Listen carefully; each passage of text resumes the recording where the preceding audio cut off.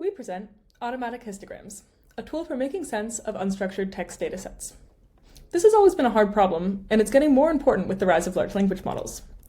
These models are suited for unstructured tasks, so think things like summarization, creative writing, Q&A, and these tasks are actually very hard to evaluate. We can't rely on historic quantitative methods because there's often not a ground truth at all. Many correct answers can exist, and it's hard to see all the ways that an answer might be wrong. There are weird pathologies in the model, and they can be hard to track down without looking at a bunch of individual data sets and understanding the individual examples and qualitatively understanding the data set as a whole. So how do people do this?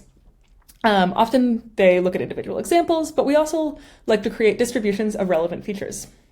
Some features are universally relevant, but automatic histograms aims to automatically generate histograms that are contextual to the dataset. So this is a medical bot dataset, questions one might ask of a medical bot. And on the right-hand side, we see the histograms that were automatically generated by our tool. So we see things like diseases, body parts, medical conditions, time-related things, organs, injuries, some things that might be surprising, physical attributes, size, mentions of pain. And we can click an individual bar to see the examples that contain things in it, or we can click the entire histogram to pull up all the examples that have diseases. Specifically here, we see that cancer is in fact way overrepresented. Is that a problem? Is that not? It's up to the dataset practitioner to decide, but it's good for them to surface that in the dataset that there is this imbalance.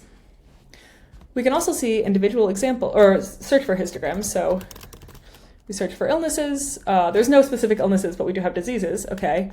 But what if we care about something more specific, like mental illnesses? What if there's a new, maybe, safety protocol and we want to go back and understand what this is in this data set? We can actually create a new histogram of this, run this analysis on the fly.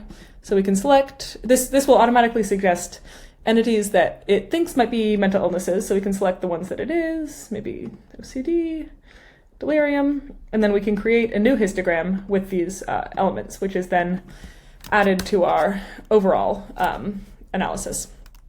So we also ran a user study with 10 participants who were data workers at a large tech company, and we found that they could use this tool to quickly find some trends in this data set, some pathologies, and they also provided us with a range of potential use cases where they thought this tool, automatic histograms, could be useful in their daily work with data.